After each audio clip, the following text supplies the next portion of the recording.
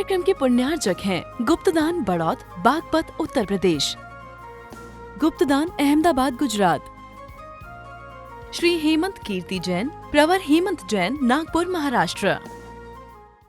मंगलम पंच परमेष्टि, मंगलम तीर्थंकरम, मंगलम विश्वजिन्धर्मम, मंगलम वीरशासनम, मंगलम वीरशासनम। वंदितो सर्वसिद्धि ध्रुवमचलमनोभवं गतिं पते, वोक्षामि समय पाहुड मृण्मो सुध के बिलीभड़िदम्। समय सार परम मांगलिक ग्रंथ है। आचार्य कुंदकुंदेव द्वारा ईसा पूर्व प्रथम शताब्दी में यह लिखा गया है। इसमें 415 गाथाएं हैं। भाषा प्राकृत है, शैली आध्यात्मिक है। भगवान महावीर की वाणी को बहुत ही आध्यात्मिक तरीके से प्रस्तुत किया है। आत्मा का सार चल रहा है। यहाँ पर चौथा अध्याय अधिकार, पुण्य पाप अधिकार, और इसका उपसंहार भी चल रहा है। गाथा नंबर आज अपन 160 पढ़ेंगे। पहले इसका उच्चारण करेंगे, फिर इसको समझेंगे। सो सव्यनान दर्शी कम्मरयण नीणावच्छन्नो, संसार समावन्नो ना विजानदी, सव्वदो सव्वम। जो सव्यनान दर्शी कम्मरण्येनावच्छन्नो, संसार समावन्नो ना विजानदी, सव्वदो सव्वम। सर्वदर्शी सर्वज्ञानी कर्मरज आच्छन्न हो, संसार को संप्राप्त कर सबको न जाने सर्वतः। सो वह आत्मा स्वभावतः सव्यनानदर्शी, सबको जानने देखने वाला है, तो भी कम्मरयण नियण आवच्छन्नो, अपने कर्म रूपी रस से आच्छादित होता हुआ, संसार मावन्नो, संसार को प्राप्त होता हुआ, सब्बदो, सब प्रकार से, सब्बम, सब वस्तु को, ना विजानाति, नहीं जानता है। जैसे दर्पण में धूल लग जाए, धुंधला हो जाए। कभी कभी ठंड के समय में दर्पण में ओस की लग जाता है, मतलब ओस की बूंदें लग जाती हैं, पानी लग जाता है। तो उसमें हम कुछ देखना चाहें तो वो दिखता नहीं है। यद्यपि दर्पण की शक्ति देखने की या उसमें झलकने की कम नहीं हुई। दर्पण आज भी जो जो उसके सामने जाएगा वो उसके सामने झलक जाएगा, ऐसी स्वच्छत शक्ति रखता है। कौन? दर्पण। लेकिन वर्तमान में उसकी स्वच्छत शक्ति होते हुए भी उसके ऊपर आवरण आ गया है, धूल का, मिट्टी का, चिकनाई का, पानी का, ओस का, और भी किसी प्रकार का। कोई कपड़ा ढक दिया, कोई कागज़ लगा दिया, ठीक है, कुछ भी लगा सकता है। तो क्या हुआ? उसमें कुछ झलक नहीं रहा है। लेकिन झलकने का जो शक्ति है, स्वभाव, वो कम नहीं हो गया। दर्पण में जो झलकने की शक्ति है या स्वभाव है, वो कम नहीं हो गया। कहीं से एक आध छेद कर दो, वहीं से झलकना प्रारंभ हो जाएगा। तो एक छेद, दो छेद, चार छेद, ऐसे छेद करते जाओ, थोड़ा थोड़ा दिखते जाएगा। और पूरा हटा दोगे तो जो भी सामने आएगा संपूर्णतः दिखना प्रारंभ हो जाएगा। ऐसे ही हमारे आत्मा में समस्त ब्रह्मांड को देखने की शक्ति है। पूरा लोकालोक, ये 3 लोक है ना, ऊर्ध्वलोक, मध्यलोक, अधोलोक, ये 3 लोक हैं जहाँ नीचे नारकी आदि रहते हैं। अधोलोक, मध्यलोक में जहाँ पर मनुष्य और तिर्यंश रहते हैं। ऊर्ध्वलोक जहाँ पर देव रहते हैं, और उसके ऊपर जो सिद्ध भगवान हैं। तो ये पूरा 3 लोक, जो अपना जैन सिंबल है ना, वो 3 लोक है। और उसके बाद अलोक है। तो लोक और अलोक सब कुछ भगवान के ज्ञान में स्वमेव दिखता है। जैसे दर्पण देखना थोड़ी चाहता है, दर्पण के सामने जाओगे तो झलक जाओगे। ऐसे सारा का सारा लोकालोक भगवान के ज्ञान में झलकता है। और हमारे आत्मा में ऐसी शक्ति है कि वो झलक सकता है। हम यहाँ बैठे बैठे ब्रह्मांड में, संसार में क्या चल रहा है उसका ज्ञान ले सकते हैं। और प्रति समय क्या क्या हलचल हो रही है, क्या क्या दशा चेंज हो रही है, क्या क्या अवस्था चेंज हो रही है, क्या क्या परिवर्तन हो रहा है, क्या क्या बदलाव हो रहा है, प्रत्येक वस्तु में उसको एक ही समय में वो देख भी सकते हैं और जान भी सकते हैं। कौन? भगवान की शुद्ध आत्मा।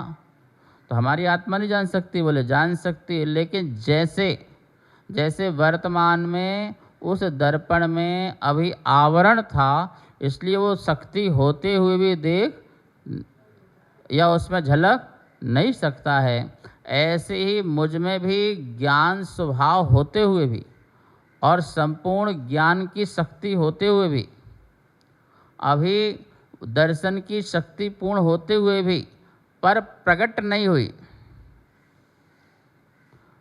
दर्शन और ज्ञान पूर्ण रूप से परिणमन नहीं हुआ। केवल दर्शन, केवल ज्ञान स्वरूप में वह परिणमन नहीं हो रहा है। इसलिए वर्तमान में हम ये कहेंगे, हमारा दर्शन, हमारा ज्ञान कर्म से आच्छादित है। जैसे सूर्य बादलों से आच्छादित है, ऐसे आत्मा भी, संपूर्ण आत्मा भी कर्म रज से आच्छादित है। पूरी आत्मा में ज्ञान कहाँ होता है? पूरी आत्मा में ज्ञान कहाँ होता है? किसी कोने में होता है? कहाँ होता है ज्ञान? यहाँ होता है, यहाँ होता है, यहाँ कहाँ होता है? संपूर्ण आत्मा में होता है। क्या होता है? संपूर्ण आत्मा में होता है। जैसे यहाँ लोहा रखो और साइड में करंट लगाओ तो कहाँ पे जाएगा करंट? सिर्फ कोने में जाएगा? पूरे लोहे में करंट जाएगा। ऐसे ही हम आँख से देख रहे हैं तब भी पूरी आत्मा देख रही है। हम कान से सुन रहे हैं फिर भी पूरी आत्मा को उसका ज्ञान हो रहा है। ठीक है? तो संपूर्ण आत्मा, शरीर के जितने भाग में आत्मा हैं, तो शरीर के संपूर्ण भाग में आत्मा है। शरीर प्रमाण आत्मा है। जिस जीव का जितना शरीर है उस शरीर प्रमाण क्या है? आत्मा है। शरीर छोटा होगा तो आत्मा उस प्रमाण हो जाएगी, शरीर बड़ा होगा तो आत्मा उस रूप हो जाएगी। वो रबड़ की भांति ऐसा संकोच और विस्तार को प्राप्त होती है। ये उसका अवगाहनत्व शक्ति है। ठीक है ना? कर्म रज से आच्छादित हमारी आत्मा कब से है? कब से है? आज से, कल से, परसों से? कब से है? अनादि से है। कब से है? हाँ, ऐसा नहीं कि पहले आत्मा कभी शुद्ध रही होगी और फिर बाद में हमने गलती की और अशुद्ध हो गई, अब शुद्ध करने का दोबारा पुरुषार्थ करें, ऐसा नहीं। जैसे स्वर्ण पाषाण, स्वर्ण पाषाण मतलब जिस पाषाण में स्वर्ण हो, जिस पत्थर में स्वर्ण हो, तो ऐसा दिखता नहीं पत्थर में स्वर्ण हो, पर उसको बहुत सारे प्रोसेस करना पड़ते हैं। ठीक है? उसको टुकड़े टुकड़े करो, महीन करो, छानो, पानी में ऐसे से करो, फिर बहुत तरीके हैं उससे स्वर्ण निकालने की। पूरा एक प्रोसेस है जिससे वो स्वर्ण निकलता है। ठीक है ना? तो वो आपसे पूछा जाए उस पाषाण में स्वर्ण कब से है, तो बोले जब से पाषाण है तब से स्वर्ण है। तो बोले आत्मा कब, आत्मा में कर्म कब से है? जब से आत्मा है तब से कर्म है। तो आत्मा कब से है? आत्मा अनादि से है। कब तक रहेगी? अनंत काल। तो कर्म भी अनंत काल रहेंगे? बोले नहीं, अनादि से भले कर्म हैं पर अनंत काल रहेंगे जरूरी नहीं है। पाषाण से सहित स्वर्ण अनादि से हो सकता है, लेकिन अनंत काल तक पाषाण या स्वर्ण पाषाण के साथ रहे ऐसा नहीं है। उसके लिए तो जिस दिन जौहरी की आंखें गई उसी दिन क्या हुआ?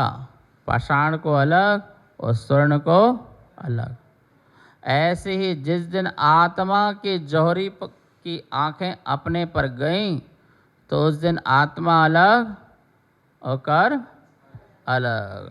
आत्मा की जौहरी बोलो जो हरि, जो हरि बनने को तैयार है वो जौहरी। हरि मतलब, हरि का मतलब कौन है? भगवान। भगवान को क्या बोलते हैं? हरि। क्यों हरि बोलते हैं? जिन्होंने कर्मों का हरण कर दिया। क्या किया? जिन्होंने कर्मों का हरण कर दिया सो हरि। अथवा जिन्होंने भक्त के चित्तों को हरण कर लिया, जिन्होंने भक्तों के मन को हरण कर लिया, बस कर लिया, उसका नाम हरि। एक अपने यहाँ पर ग्रंथ है धनंजय कवि का नाम माला, सबको पढ़ना चाहिए। लगभग 250 कुछ श्लोक हैं, ठीक है ना। नाम माला में एक शब्द के बहुत सारे शब्द हैं। जैसे कि कमल को क्या बोलते हैं? तो पंकज भी बोलते हैं, जलज भी बोलते हैं, ठीक है ना, पद्म भी बोलते हैं। ऐसे एक शब्द के बहुत सारे मीनिंग्स होते हैं। तो उसको बहुत छोटा ग्रंथ है और उससे हमें सारे शब्दों का ज्ञान हो जाएगा। तो वहाँ पे हरि शब्द के बहुत सारे अर्थ दिए। बोले हरि मतलब भगवान भी होता है, और हरि मतलब चोर भी होता है। जो लोगों के पैसे को हर ले वो कौन? तो वो भी हरि है। और बंदर को भी हरि कहा है, क्योंकि बंदर भी हरण करता है, इसलिए वो भी हरि। तो सोचो कितने शब्द बन गए। एक ही शब्द का कितना कितना अर्थ होता है, लेकिन हर अर्थ को हर प्रसंग में अलग अलग लगाना चाहिए। जैसे सैंधव, तो सैंधव मतलब नमक भी कहलाता है, और सैंधव मतलब घोड़ा भी होता है। सिंधु घाटी का घोड़ा सैंधव, और वहीं पर नमक भी होता है। तो सैंधव मतलब नमक और सैंधव मतलब घोड़ा, ठीक है। अब पति भोजन कर रहा है और पत्नी से बोला सैंधव ले आओ, तो क्या लाना है? वहाँ पर लाके घोड़ा खड़ा नहीं करना है। और जब यात्रा को जा रहे हैं बोले सैंधव ले आओ, तो वहाँ पर नमक नहीं लाना है, वहाँ पर क्या लाना है? घोड़ा। तो प्रसंग है जहाँ जिसको प्रसंग वहाँ पे वो चीज़ हमको लगानी है, ठीक है। तो हम भी, हमारी आत्मा भी हरि हो सकती है, ठीक, भगवान बन सकती है यदि हम कर्मों का हरण कर लें, और करना चाहिए। तो बोल रहे हैं कि यह जैसे वह पाषाण जौहरी उस पाषाण से स्वर्ण निकाल लेता है, ऐसे ही आत्मा का जानकार व्यक्ति या अपने को समझने वाला व्यक्ति, अपने स्वरूप में स्थिर रहने वाला जो व्यक्ति है, आत्मा है, वो भी अपने को कर्म रूपी रस से अलग कर सकता है। दर्पण में दिख नहीं रहा है, बेटा भागा, मम्मी दर्पण में दिख नहीं रहा, दर्पण फोड़ दो, अलग कर दो, फेंक दो। बेटा फेंकने की चीज़ नहीं है, दर्पण में क्यों नहीं दिख रहा? देखो आप ही चलो। ओहो, माना ऐसे हाथ से ऐसे किया और क्या हो गया? वो साफ हो गया, दिख तो रहा, अरे दिख रहा, हमें तो पता ही नहीं था। नहीं पता था, ये तेरी अज्ञानता थी, तेरी अज्ञानता का दोष है। दर्पण का दोष थोड़ी है, ठीक है, मेरी अज्ञानता का दोष है, ठीक है, आत्मा का दोष थोड़ी है। आत्मा तो सदा ही ज्ञान स्वभावी है, आत्मा तो पर भगवान बनने की शक्ति सदा ही रखता है। अब तूने भगवान नहीं माना या भगवान बनने की कला नहीं सीखी तो ये तेरी अज्ञानता है, आत्मा की नहीं है, ठीक है। तो कह रहे हैं आत्मा स्वभावतः जानने देखने वाला है, सो सर्वदानदर्शी, जो सर्व ज्ञान और दर्शी है, सर्व ज्ञानदर्शी है। आत्मा कैसी है? सर्व ज्ञान और सर्वदर्शी है, मतलब सबको देखने वाला है और सबको जानने वाला है। और ये भाषा प्रवचन की भाषा है। यथार्थ ये सब दिखता है और सब जानने में आता है। यदि हम कहते हैं सबको देखने वाला है, सबको जानने वाला है, तो इसमें हमारी इच्छा होती है, इच्छा शक्ति लगती है। देखें, आँख गड़ा के देखते हो, कान लगा के सुनते हो, तो इच्छा शक्ति से जानते हो, देखते हो ना। तो ऐसा इच्छा शक्ति से जानना देखना ये आत्मा का शुद्ध स्वभाव नहीं है, क्योंकि जानने देखने में जो इच्छा है वो हमारा राग है। वो क्या है? हमारा राग है, हमारी कसाय है। तो ऐसी अवस्था, कसाय सहित अवस्था शुद्ध आत्मा नहीं हो सकती। लेकिन जो भगवान बन गए, जो सर्व ज्ञान और सर्वदर्शी हो गए हैं, वह इच्छा पूर्वक जानते देखते नहीं हैं, उनके तो स्वमेव ही ज्ञान में झलकता है। आप पीछे अनंत काल क्या थे और आगे अनंत काल क्या होगे, ये सब उनके ज्ञान में दिखता है। देखते थोड़ी हैं, जानते थोड़ी हैं। हाँ, अब मैं ऐसे उंगली रखूं, तुम ये थे, तुम वो थे, ऐसा नहीं है, ठीक है। वो तो स्वमेव ही दिखता है, स्पष्ट दिखता है, कोई बीच में टकराव नहीं है। अभी हम देखें तो दीवार के आगे देख नहीं पाए, दीवार के पीछे क्या है, ठीक है। लेकिन अवधि ज्ञानी देख लें, मना परे ज्ञानी देख लें, केवल ज्ञानी देख लें, हमारे ज्ञान से और भी ज़्यादा प्योर ज्ञान जो है अवधि ज्ञान का, उससे भी अधिक मना परे ज्ञान का, उससे भी अधिक केवल ज्ञान का, ठीक है। तो जैसे बादलों से सूर्य आच्छादित हो जाता है, तो कहीं कहीं से बादल हट जाते हैं तो थोड़ा सा प्रकाश किरण आती है। आप लोग कभी खपरेल के मकान में रहे? आजकल तो लेंटर के मकान है ना, तो खपरेल जानते हो ना, मट्टी के, और सूर्य की किरण उसमें से कभी अंदर आती है? पूरे से नहीं आती, जहाँ जहाँ छिद्र होता वहाँ से आ जाती है। तो जितना छिद्र से आई उतना कमरे में क्या हो गया? प्रकाश हो गया। 2-4 छिद्र तो और ज़्यादा प्रकाश हो जाएगा, और खिड़की होगी तो और ज़्यादा हो जाएगा, और छप्पर ही हटा दो तो क्या होगा? पूरा ही प्रकाश हो जाएगा। ऐसे ही जो छोटी छोटी किरणें आ रही हैं, तो आपकी आत्मा में कर्म की लेयर है, तो एक छोटी सी किरण आ रही है, आप इतना जान पा रहे हो, आप थोड़ा और ज़्यादा जान रहे हो, आप थोड़ा और ज़्यादा जान रहे हो, ठीक है। जिसने और अपनी कषाय बंद कर दी, कर्म का आवरण हटाया है, वो थोड़ा और जान रहा। और इतना मुनिराज ने पुरुषार्थ किया कि सारी लेयर हटा दी, केवल ज्ञानी हो गए, तीर्थंकर बन गए, अरहंत हो गए, सिद्ध हो गए, तो पूरा छप्पर हट गया। क्या हट गया? पूरा का पूरा छप्पर हट गया। अब छोटी मोटी किरणें नहीं, सहस्त्रों किरणें, करोड़ों किरणें एक साथ बरस रही है, जगमगा रहा है घर, प्रकाशित हो रहा है। ऐसी संपूर्ण आत्मा भी ज्ञान में से लबालब भरा है, दर्शन से लबालब भरा हुआ है और पूरा लोकालोक उसमें दिखाई दे रहा है। अब छप्पर नहीं है, देखो जहाँ देखना हो ऊपर है। ऐसे ही केवल ज्ञानी को सब कुछ दिखने लगा।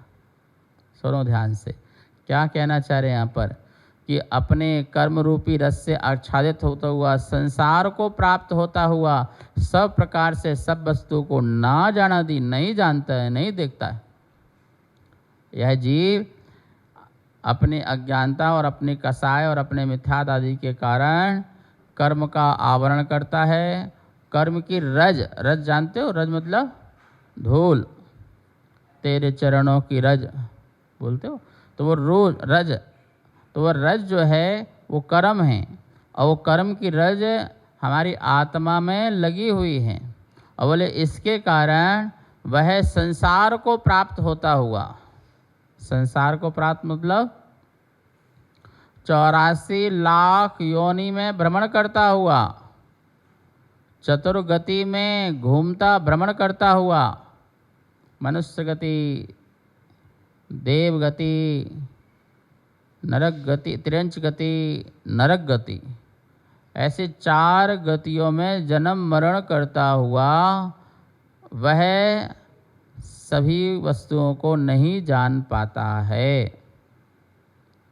ठीक है, इसलिए यहाँ पर ये प्रसंग क्यों आया है? इसलिए प्रसंग आया है कि पुण्य पाप का अधिकार चल रहा है, तो भैया आप पुण्य करो चाहे पाप करो, इन दोनों का फल कर्म है, कर्म का बंध है, और दोनों के कर्म के बंध से तो अपने को नहीं जान पाएगा। कर्म से पाप कर्म से ही आत्मा आच्छादित होती है या पुण्य कर्म से भी आच्छादित होती है? पाप कर्म से ही आच्छादित होती है कि पुण्य कर्म से भी आच्छादित होती है? बोले दोनों से ही आच्छादित होती है। आवरण जो है गंदे कपड़े का हो और चाहे साफ कपड़े का हो, आवरण तो पर्दा तो पर्दा है। यहाँ पर्दा लगा दो हम दिखाई ना दें, तो एक गंदा कपड़ा का पर्दा लगा दिया, और एक साफ सुथरा बढ़िया खादी का बढ़िया फर्स्ट क्लास महंगा वाला जिसमें सोने चांदी से जड़ा हो, धागा भी किसके हो, सोने के धागा चांदी के धागे से बना हुआ पर्दा हो, और एक बिल्कुल तुम्हारा पोंछा वाला कपड़ा हो। ठीक है ना